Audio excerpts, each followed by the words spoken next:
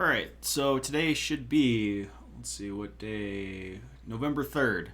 And we spent a lot of time the last couple days seeing my demonstration as far as how to set up the lathe as well as the working on the honey dipper. There'll be a few things that Miss Doolittle and I talk about in regards to when you first do your own honey dippers. A lot of things such as like just practicing and going a little bit slower for demonstration purposes. We pretty well cranked through that out. And you noticed I had a lot of mistakes. For your honey dippers though, we're going to try and be a little bit more diligent about getting some practicing as far as cutting beads and making sure that we're doing justice to make sure that our pieces are actually the right size all the way through.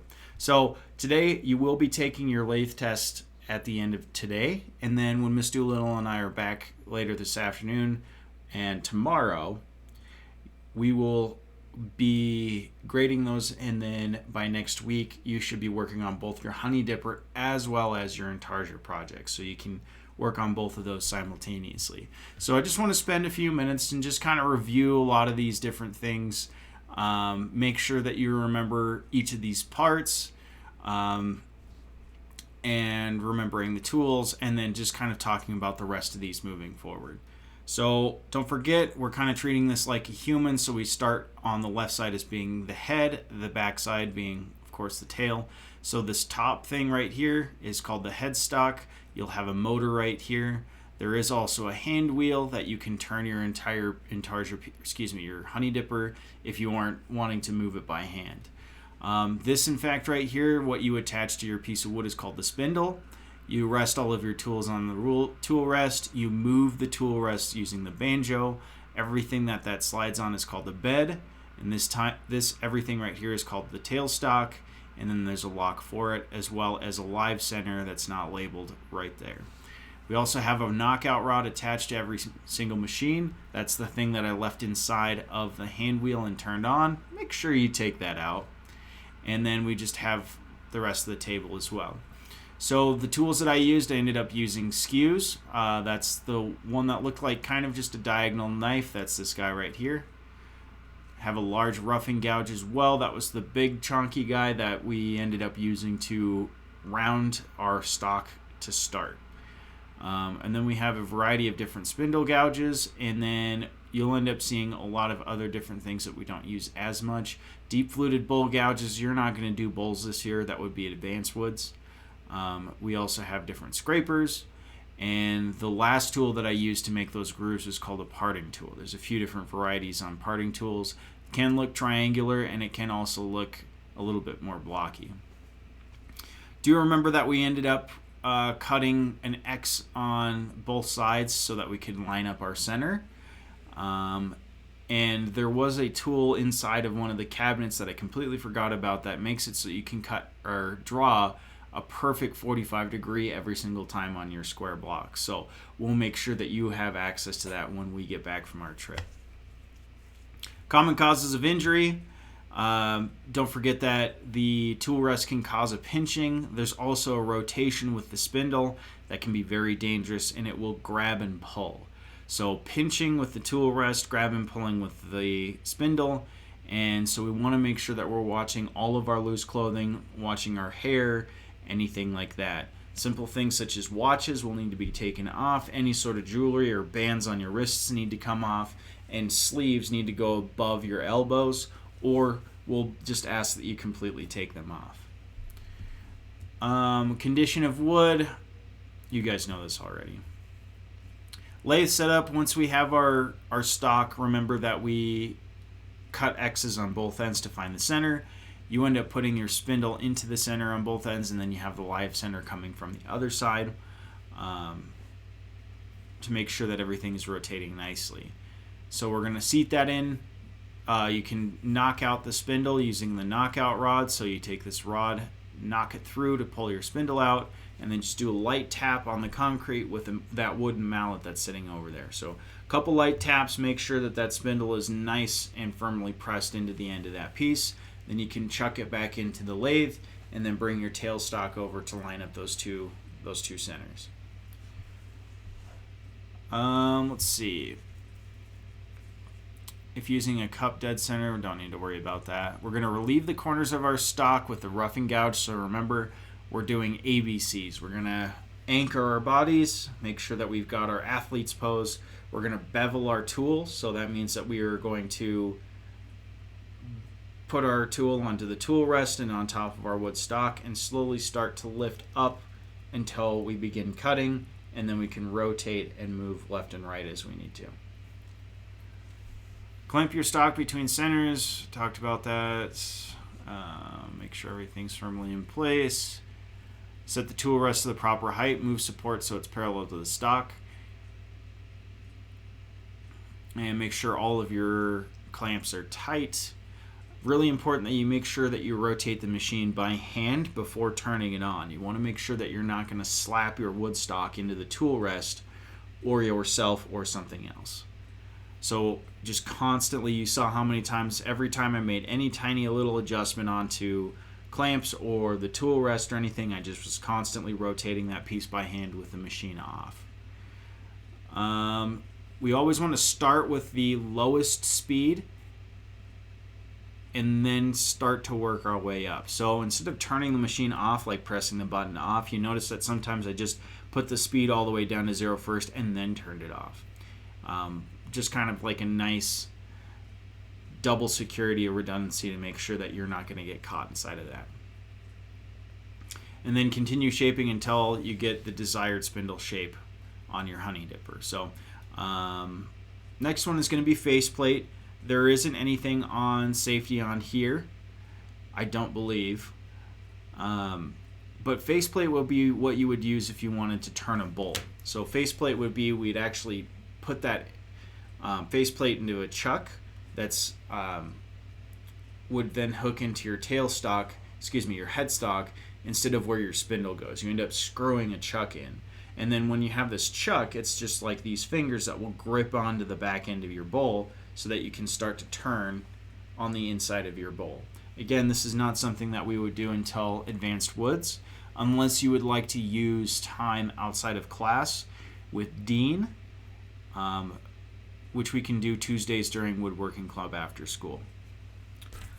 All right, so I'm going to kind of just skip through a lot of this faceplate stuff. That will be something that we talk a lot more once we get into turning bowls in advanced woods. So those are some different directions as far as installing a faceplate or using a chuck inside of the lathe. So, cutting technique. Anchor, make sure your feet are solid on the floor. Make sure that your knees are bent. You're kind of in athlete's pose, as I keep saying. Ankle the tool first. Ankle the tool first. Anchor. Goodness, I need a vacation. Anchor, bevel, cut. The first thing that you need to do at all times is make sure that you are anchored. If you don't have your feet firmly on the floor, do not bother trying to bevel. Okay?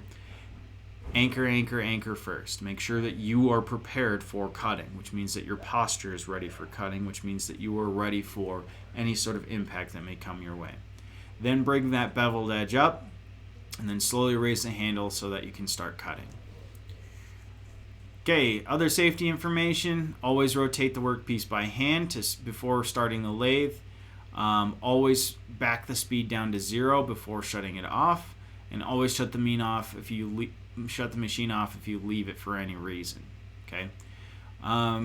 Keep yourself and others out of the area directly in front of or behind your workpiece. That's exactly why all the lathes are angled, so that if one of your pieces ends up coming off while you're cutting, it goes towards a wall, not another person. All right, stay alert and pay attention. Your workpiece is moving very quickly, and a lot can really happen in that short moment. So make sure that you're keeping track of everything that you are doing so you don't get yourself into trouble. Speed coefficient, something we haven't talked about yet. You do not want to have a really, really large piece of lumber spinning as fast as you would a really tiny piece. If you have a really tiny piece, notice how, like, when I was roughing, I started off going really slow, and as soon as I started to round, I went faster and faster and faster. The reason for that is that your tools actually work tons better if you're on a higher speed. However, if you essentially put a log onto a wood lathe, you're going to have some problems if you're just instantly starting at a really high speed. So we have something called the speed coefficient. We're trying to get a value between 6,000 and 9,000. And that's all depending on the diameter of your piece of wood. Let me grab a quick sheet of paper, show you what I'm talking about.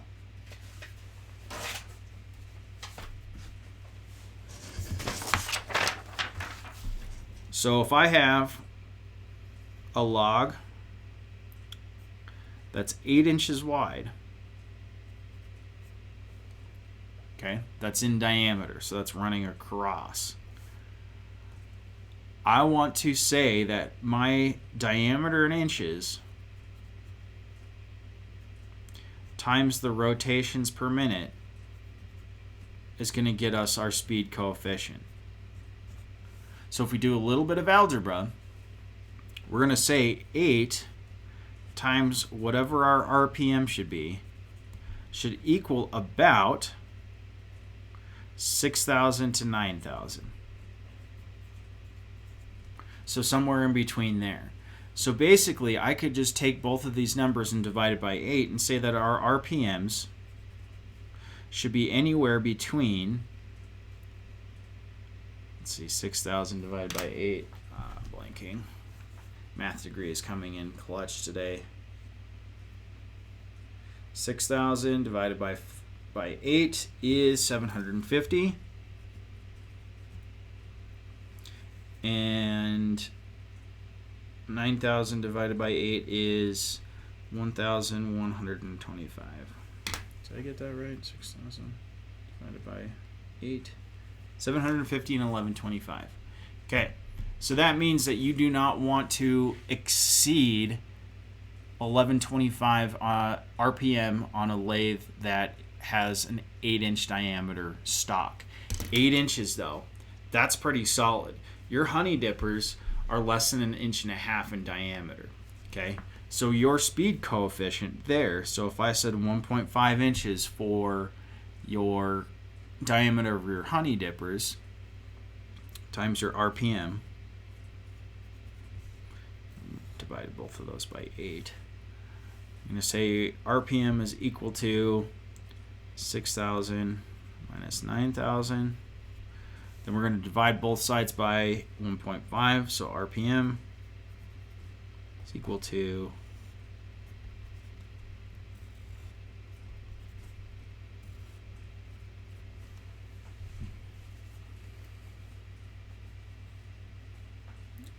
get my calculator out, 6,000 divided by 1.5.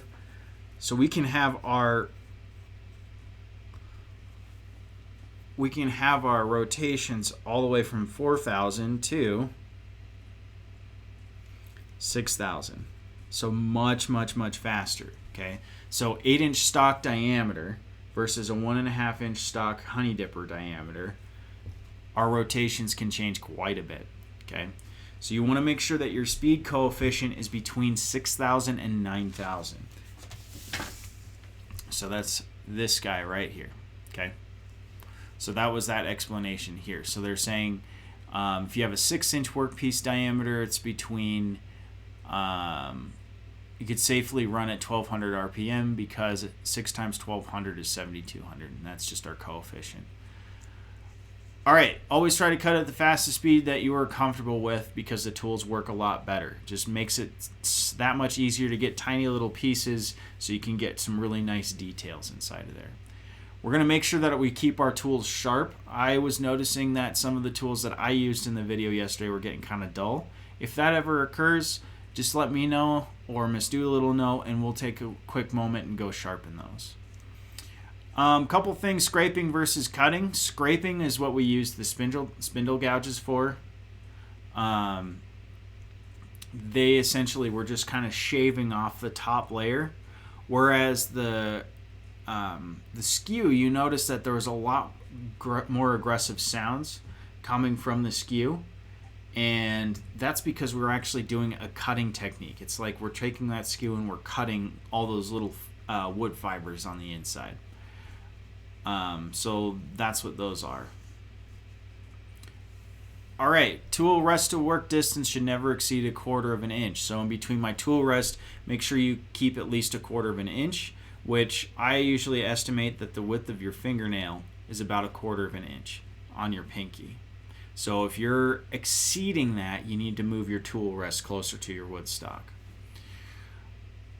All right, sanding. Make sure you move the tool rest before you sand. Never wrap sandpaper around your finger, okay?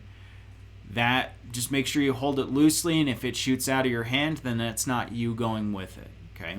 Light pressure, there is actually going to be a lot of dust coming off of that when you start sanding. If you need to, wear a dust mask when you're sanding. If you have something toxic, like Purple Heart, you will need to wear a dust mask, and we will need to make sure that everybody around us is aware that you are sanding Purple Heart. And then start with simple projects first, and then we're going to advance more. Sorry, 10-minute bell.